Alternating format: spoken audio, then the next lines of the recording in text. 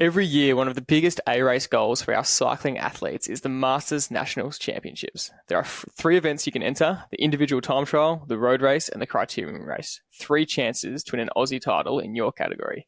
And there is a point system for each event, and whoever has the most points across all 3 events is crowned the Champion of Champions, the ultimate Masters national title.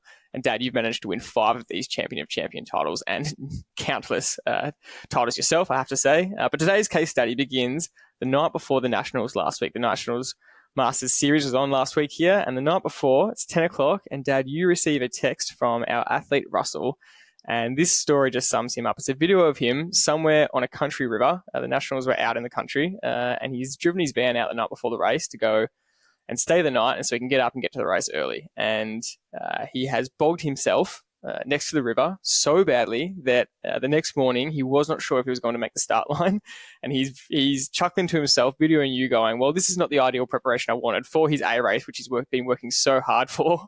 And he's finding big sticks and logs, trying to chuck them under the wheels, trying to unbog himself so he can get to the start of the Nationals. I think that story just sums up Russell a little bit, but can you give us a little more introduction to his character? You've known him a long time because it's such a great case study because of his personality and the results he's been able to achieve. Yeah, that story you just told kind of sums Russell up, and I have known him since the early 1980s, and we're actually a similar age, and he probably was one of my, I feared Russell as a competitor the most out of all of the people I've grown up racing against. He was a guy who could put his hand to any sport. He's an unbelievably good paddler. He's a great mountain bike rider, a good swimmer, really good runner. And he could cross-country ski like, some really elite people. And that reminds me of an event we used to have in the 80s called the Winter Wild Trek Classic. And it was it started up in the high country. It started up at Mount Hotham. And I think the first leg was 20-something K cross-country ski. Then we did a orienteering 20K run, and then a mountain bike ride from the top of Mount Hotham down to the Midder River, which is about a 30 or 40K mountain bike ride on kind of snow and ice, and then jumping off the bike and jumping into the river and paddling down the Midder River. And that was day one.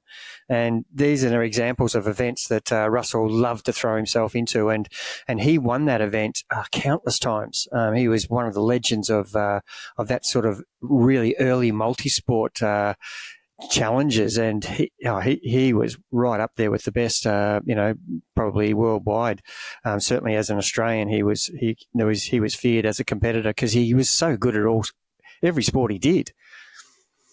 So that's how I first come to know Russell, and then as a bike rider, I raced against him. Many national titles, many state titles, many just local club races, and he's the ultimate competitor. Just loves racing, just can't wait for the next race, and I would classify him as one of the most craftiest bike riders I've ever ridden against. And the majority of time I've known Russell, he's not really been a good trainer. He's always been a good racer. And like if there's an option between today there's a race on or he could do a training session, he would race.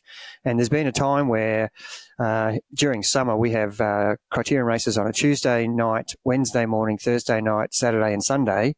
And he's done 5 of those. He's done all 5 races in a period where I'm trying to tell him to, Rush, you have to pick 1 or 2 races and then train the other days, or even 1 race if you could. But that's a really hard discussion we always have, because I've got a guy who just loves racing. And look, for the listeners out there, this guy is the ultimate craftiest rider. So you would not see him, yet he would win pretty much every race he goes into, because he's got a really good sprint, and his tactics about when to make a move and when to sit in and when to conserve is second to none. And he's still able to ride A grade with Masters as a 64-year-old, which is pretty outstanding achievement when you're racing against 30-year-olds in criteriums during our summer season. That just shows you how good he is. He's a quirky kind of a guy. He's never really got the best equipment. And for those who know Russell, who are probably chuckling now when they've seen Russell out riding, he's always got makeshift stuff. So clothing-wise, the same, over boots and jackets that jackets that are flapping that are not aero. They're just not aero. They're catching so much wind. It's almost like resistance training, the equipment he's using. And he's always got a bike that's, 5 or 6 years needing changed. And it doesn't worry him. He's absolutely doesn't care about that. His performances are so much more important than equipment and what he looks like. And if he nailed it, that stuff, he would actually be better than he is already. And he's already outstanding as in his age category at the national level. So I'm hoping I'm giving you a little glimpse of who this character is. He's one of my favourite guys to coach. I love helping him. And look, one of the things that, I've raced against him that many times and we're very competitive against each other. But, that's one of the things that he's sort of decided to do is to join us. I had the chance to race against him for the first time over summer, actually, and he wasn't. It's just another story of him, but he wasn't very fit at the time, but he was still riding A grade, as you said, and he was kind of hanging off the back a bit, and then we had a Trivela rider attack up the field, and then this is a credit to him and his craftiness, and he comes up next to me, and I was towards the front, probably third of the race, and he says, "We still got someone at the front?" I said, "Yeah, we do." So we were all holding back and letting other guys chase, and he just buries himself and puts himself to the front of the race. And this, I don't know the ethics of this kind of tactic. You can do whatever you want, but he gets to the front, pretends he's going to do a turn, and then slows the whole pack down and kind of boxes that little gap off for people to go around, and just gave our guy at the front that little bit of extra chance to stay away. And I just thought that sums up his craftiness a little bit. And you're right. I think we should take it back kind of almost 9 years ago now, where you won't love me saying why he joined, but I think he beat Russell a few too many races in a row. And then particularly, I remember at the Nationals, he'd come second to you 2 or 3 races in a row, and he just called you up after and said, if I can't beat you, I'm going to join you. And you'd obviously known each other a long time, but he said, no, I want to join Trivela. I want to get coached. And it's been a long time since then of coaching him and going through this process, like you said, of trying to get him to race less and train more. And he's gone through periods where he's had great results and not so great results. But we want to focus on the last kind of 6 to 9 months, particularly because, this last 6 months in particular, he's just been on this upward trend. So can you kind of take us through what's been happening? Yeah, it's an interesting story because it would have taken a lot for him to make that call to join us. I think he was just in awe of the fitness that most of the Trivela guys had, and he's a very smart human being. And he thought to himself, well, I am a very good tactician, and I've got very poor fitness, and the only reason I'm winning is because of my tactics in races, and that is actually true. And I said to him, I'm so happy you've reached out to us because, Russell, if I can get you half as fit as you are already, you'll be almost unbeatable. And I said, I'll have no way of beating you. And this is something that I love. If I've got guys who are willing to, join because they realize they've got a deficiency somewhere, and his was his fitness. And that's not the case now. But in that journey, we've had periods where he's raced too much and I haven't been able to get his fitness up. And halfway through the season, he just performs worse and worse because all he's doing is racing. And when you don't keep your endurance ride up and keep some recovery rides going, because you're actually too tired after the race, if you race Tuesday night and then race Wednesday morning, what are you doing in between? You're basically just going to bed, then waking up and going to race again. It's like a pro. And, too much of that is just going to put you into a big hole. So they're the things that we had to change from what he was doing. And that's been an ongoing thing where he's had periods of really poor fitness, even whilst he's been under our program, where he's just kind of been a little bit pig-headed and wanted to race more than I've suggested. And finally, in the last 8 months of this long journey that we've been on together, he's just decided to be all in. And what a difference it's made when he's all in. Instead of me looking at what I programmed for him for the week and then looking to see what version he'd done, now I'm seeing exactly what I've programmed and he's doing it, and he's now contacting me instead of avoiding me, saying, did I do that right? What's next? What are we looking? What sessions are we looking at next? Should I be doing more threshold? And for Russell to do threshold training, that's almost like, giving up your mum. He just does not want to do any threshold riding. He just wants to race where he can just hide, don't do any work, and then just sprint at the end. And he's got a great sprint on him. Yeah, and the only way that he was going to be a better rider with more tricks in his kit bag, as we talk about.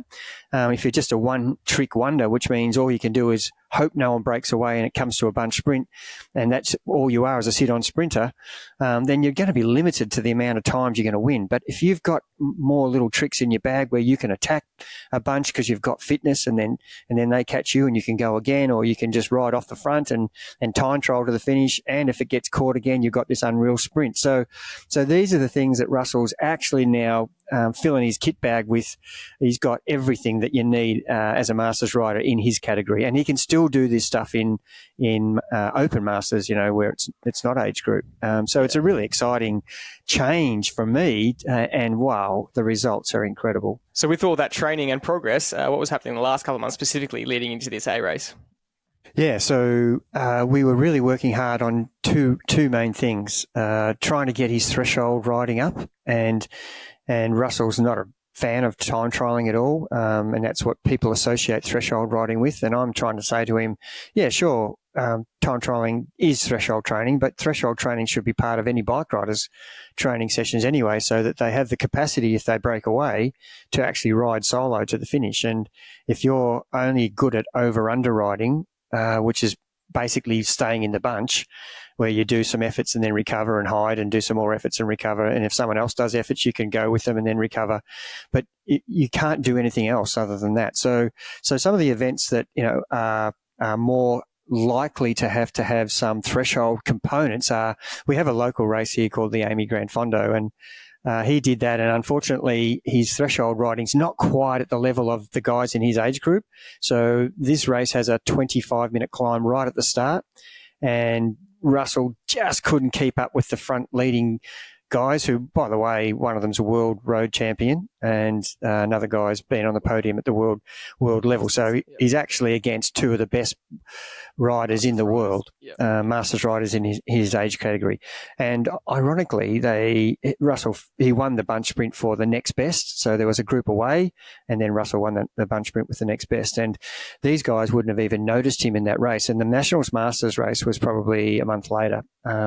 So they wouldn't be looking at him as a threat, because he the people at this 120k road race with the threshold climbs in it would expect to be racing against those guys who are at the front. So that was good, because by the time he got to the race, I said to Russell, these guys will be looking at each other, and all you've got to do is follow these guys. And I don't have to talk to tactics to Russell too much, because he's on the same level, same wavelength as I am. And our tactic was really good, because anything that these guys did, he could just follow them, and those guys would be looking at each other. And if they're attacking each other, Russell gets free rides all the time up the road. If one guy's up the road and another one of those guys who's their nemesis would be trying to get across, Russell just gets a free ride. So, and if it comes to a sprint, he's one of the best sprinters for his age group, watts per kilo, that I think is almost in the world. And that's a huge statement. But, for a guy who's 61 kilo, who can push between 1,200 to 1,400 watts in a 10-second, sprint, you don't have to be a genius to work out that's pretty high watts per kilo. Yeah, I think it's off the top of my head, above 17, I think above 18. I shouldn't do maths live on a podcast, but I think it's 17 or 18 plus watts per kilo, which is crazy. And this is a really good point, because it brings up something that's good for this case study. And that's, yes, you've worked on Russell's weaknesses, and it's really important to identify strengths and weaknesses and where you should improve. His sprinting is clearly his strength, like he said, but he still went out and found a specific sprint training coach and went and practiced with him time and time again, because this coach could get more out of him. So his sprint's already really good, and he's saying, well, how can I still improve it? And I think that just is a really, really good thing to do. Yeah, and I tell lots of our criterium riders, road racers, cycle specialing riders, where sprinting is just not who's got the most power. There's three components of sprinting. There's getting the right position, timing the actual when you're going to sprint, and then the actual amount of power you can push.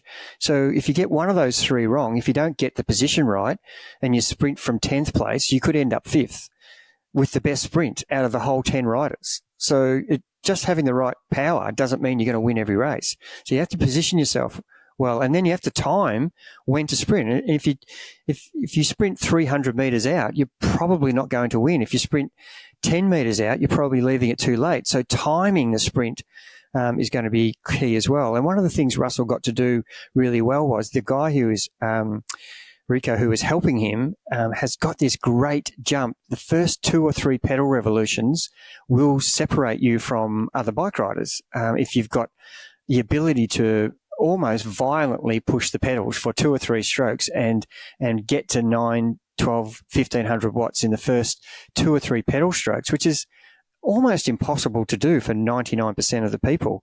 And that's what makes a really good sprinter, is their ability to push power from the first or second or third pedal stroke. And if you get gapped by a bike length or 2 bike lengths, immediately you're in the wind. So the guy you're sprinting against who's gapped you is in the wind, and now you're not on his wheel because he's gapped you. And that takes all of your effort to get back to his wheel. And then by the time you get back to his wheel, you've got nothing left to come over him. So these are things that Russell was really practicing really well and learning how to hold his wheel when he did that jump. And he was doing it so basically, he was yelling out to Russell saying, I'm going to do it now. And even then he was gapping Russell when Russell knew that he was going to do that jump. So these are examples of what you can do. And in our program, we have some zone 2 stuff where I'm asking people to do, after every 5 or 6 minutes in zone 2, get out of the seat and time your sprint acceleration to a signpost or to a tree or something if you're outdoors, or if you're on Zwift, just get out of the seat and go for 5 seconds or 8 seconds or 10 seconds with a violent attack, like you're going to sprint for your life, like a lion's chasing you or a snake's chasing you, and you're in survival mode. And the faster you go, or a train's coming and you have to get off the tracks, anything like that to make you think about, this is life or death. I have to push violently to get the power. Then these are the sort of things I want people to do. If you want to improve your sprinting, you have to think about that, but not just improve the power, improve where your position is and know the finish. This is quite crucial. And these are the things that I've been able to help Russell with, is understanding, positioning, which he's quite good at, the timing of it, and now the power. And knowing the finish line will help you enormously, and knowing if it's a headwind, uphill, downhill, if there's chicanes or corners, or, or who the best riders are in the race and what wheels to be on. These are all the things that are part of that information, knowledge that a road racer, criterium racer needs to understand. And so comes to Nationals Day, he unbogs himself in the morning, he makes it there for the race start, and tell us how the race unfolded and over the 2 events for him, the road race and the criterium. Yeah, and look, Russell, for the first time, I thought over the journey of my knowing him, we had a little discussion before about the tactics, and I'm basically saying to him, use his gut reaction when he sees and thinks of things that are about to happen. He's already reacted. That's one of the really good strengths that he has. And the mere mortals would be thinking about, someone's made a move. Should I do something about that move? And by the time you've thought 1 second, 2 seconds, 3 seconds have gone past, and now that move is 50 meters up the road, and now it's a worse scenario than had you made a gut reaction when you saw the move first and reacted within the first second. And that's the type of rider Russell is. He sees something that's going to happen or predicts something that's going to happen, and he's already on the wheel. And there's no having to bridge across, because he's already on the wheel of the person who's making a move. And of course, you've got to pick the right person. There's no point in jumping onto every single move that's happening, because some people's moves, they're not going to sustain. So you don't have to worry about those moves. The ones you have to worry about are the people who are probably going to be able to break away. And that's no different to World Tour riding. A lot of the team tour riders would let some people go up the road that they know are not going to be in the sprint final selection, I suppose is the word. So you've got to be selective in who you're going to follow and who you're not going to follow. So these are the things that Russell was good at. So come race day, I'm saying to Russell, the guys who have done really well at Masters level are all looking at each other. They don't even know who you are. So you'll be able to go back to your own style of racing, which is do the least amount of work as possible, which is what you used to do when you had no fitness. Now you have got the fitness that's actually equal to anybody in the race, but still act like you've got no fitness, hide, conserve. And then when the main moves are made, you're on the wheels. And as it turned out, the road race, because there was an awful crash in the time trial, the road race courses were all changed. So everything we'd been practicing about and discussing about the tactics changed because the course for the actual road race changed at the Nationals for safety reasons. And so it became really a long criterium course, the road race. So it was always going to be, we felt, a bunch finish. So all his job was really to follow those lead guys and then unload his vicious sprint at the finish. And that's actually what happened. Russell followed wheels all day, conserved, and he won really comfortably in both road race and criterium. They panned out exactly the same way, Jordan. And obviously, after the road race, people were going, who was that? What just happened? The guys who he beat. So then they were looking at him in the criterium because he'd already showed his hand in the road race, but he won the sprint in the criterium more easily than he did in the road race because he actually had some confidence from. But what I was about to say was when he called me before the race was he was just needing reassuring that his form was good, and I'm saying I'm surprised, Russ, because normally you're not like this, and I think it dawned on me that he really cared about this, and he was wanting to make sure that I was confident in his ability, and I think that's all he needed was reassuring, and that all he had to do was go and execute, and I think it was almost humble confidence. You can be confident without being over the top. But he was quietly confident, but he didn't want to sort of make any big statements. The form that he was in, I'm just saying, Russell, I don't even know what you're talking about. There's no one going to beat you here. This is your race to lose almost. And I think that kind of shocked him. I think he was quietly confident, but he was not like I was. Having seen the few rides that I've been doing since I've come back from my back operation, he's just so far ahead of where I'd seen him in a bunch ride where you're actually out there physically seeing him, where I can see him on the numbers that we have in our training programs, and they all tell me he's riding brilliantly. But here he is on some of our bunch rides where he's up the front with all the young guys and mixing it with them, and that's something you can't do very well as a 64-year-old.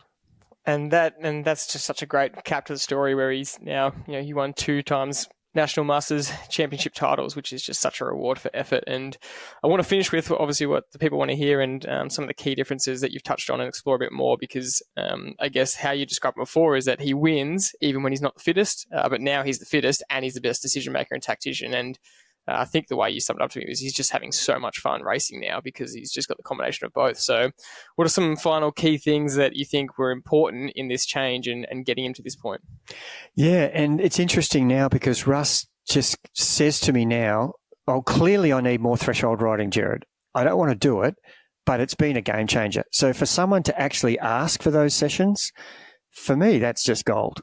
So he understands now that if he can keep his fitness improving by doing the stuff that he avoided for so many generations, I'm talking tens of years here, he would avoid any type of effort that was over a minute. Yeah. He's the king of anything under 2 minutes. But really pushing that threshold riding is what he knows is going to really help him. And give us some example threshold sessions that he's taken on that you think have really helped. Yeah, and so one of the things we try to incorporate is to keep that VO2 training in the program, but mix it in with some threshold riding. So he would do things like 5 by 30 seconds on at really high VO2, 120, 130% of your FTP, followed by 2 or 3 minute rest, and then a 10-minute threshold at 96 to 102% of your threshold. So having that replicates road racing. So if some guy jumps up the road and someone chases him, you're going to be doing those high efforts for 30 or 40 seconds or a minute. And then then all of a sudden it's single file strung out, and you have to actually ride threshold, and then you get an opportunity to jump again, and maybe you attack, and then you get a break on the group, and you actually have to go into threshold mode, time trial mode, to actually stay away. And these are really key things that we've put into his program. So that one session would be, 5 by 30 on, 30 off, 10-minute effort, then 5 by 5, 30 on, 30 off, then another 10-minute effort, then maybe another 5 by 5, 30 on, 30 off. And they're the sessions that he would just go, I'm not doing that. That sucks, that session. But now it's, yep, that's a session that's really working for me. And they're just examples of one of the many variations you can do that make it a bit more fun. And you can definitely, in your own mind, know that what you did last week compared to this week, compared to a month ago, compared to 6 months ago on that threshold ride, his numbers have gone from 220 watts up to 260 watts for those 10-minute efforts. And they're things that, you can't ignore. That's just a complete change in how he's improved his threshold riding, which now makes him almost got the full kit to use at his disposal whenever he wants. And I guess the last part of that is the attention to data. And for someone that kind of refused to use data properly or really look at it for decades, and then he's finally come over to our side and he's really a data king now, and explain that last piece of the puzzle. Yeah, so it's interesting. He was refusing almost to train indoor. He just wanted to be an outdoor rider. And I totally get that. People just love riding their bikes. And the two things that Russell loves is racing and riding his bike. And so, he would miss most of the winter season because a lot of the sessions was pouring rain. So rather than embrace the indoor training, he would just say, I'll wait till tomorrow. And so he was moving sessions backwards and forwards to try and fit in with the weather during winter. So they're things that he had to really change. So he embraced the indoor trainer, even though I would just get text messages just with swear words back saying, I hate this trainer. Yeah. He came on Zwift a couple of times then. Yeah, and then, having to use a power number indoors rather than just riding, around just how I'm feeling outdoors. So specifically training to numbers, and then even when he was doing the outdoor sessions, he's actually now focusing more on, this is the range I've got, and now I'm actually looking at a bike computer rather than, like, he wasn't even using his bike computer properly. So all these changes that Russ has made, and he's embraced them because he's seen the value of the improvement, and that's, he's not a dumb human being. He just sees, well, what are the things can I do to help me become a better bike rider, and the next level for him is to get him more aerodynamic, and he's embracing the data. He understands his power numbers, and things like he was using his kicker power meter, the power meter from the kicker, and then he had a bike power meter, and they were reading completely different, 20 or 30 watts different. So, I'm saying to him, just use the one power meter. Don't have both power meters conflicting, because the minute you test indoor and you use that number outdoor, it's wrong. It's not reading the same number. So getting him to get on board and buy into that took a while once he realized that he was failing sessions because he was using the wrong power meter, not because of his physical ability was restricting him from achieving the goal of the session. That's a great summary. That's a great way to finish. I think the summary and the conclusion we want to take from this case study and episode is that he's a great example of someone who is able to get the results he wants without having to be the perfect athlete, without having every single box ticked, or without having to be almost neurotic, which a lot of us as athletes are about every single thing. And the equipment is a key example. He's really he refuses to update his bike, his kit. We always see him in worn and torn Trivelo nicks, and we say, Russell, you got to update your nicks. One, it's not good for you to be riding in kit and nicks that are the saddle's completely worn, and also looks crap. But that's just his nature. He just doesn't pay attention to that stuff. But it's a good example of someone that doesn't have to worry about that, but they can still get the result you want. And you don't have to be this athlete with all the latest tech and all the latest upgrades and the absolute schmick equipment and everything to be able to perform well. Obviously, in his case, if he upgraded everything and paid more attention to that, he's going to get more out of himself. That's true. But we wanted to highlight the fact that he's able to use his decision making, his experience, and then get himself fit to get these results. Any last sentence from you? No, it's been a great one because I'm one of my best mates doing so well. I just love the fact that he's now got the results that he deserves, and it's taken a long journey, but I couldn't be more happier to see the photo that he sent me with his Australian national jersey on, and with a big cheesy grin, saying, thumbs up. And I must say, Russell's care factor for our other athletes is fantastic. He really wants to help. And he's always asking me, tell me if I'm speaking out of turn. I don't want to give tips to other athletes if you think I'm, I said, mate, it's anything you can instill into tactics for any of our road riders and criterium riders is only going to be beneficial. So that's the sort of person he is. He really wants to help other people. And I love it when a guy like that gets the just rewards that he deserves. That's it for this episode. It's been a big case study episode. Thank you, as always, for listening, and we'll see you in our next full Get Fast podcast episode next Tuesday, and every week we do another case study episode. So we'll see you in the next one. Cheers.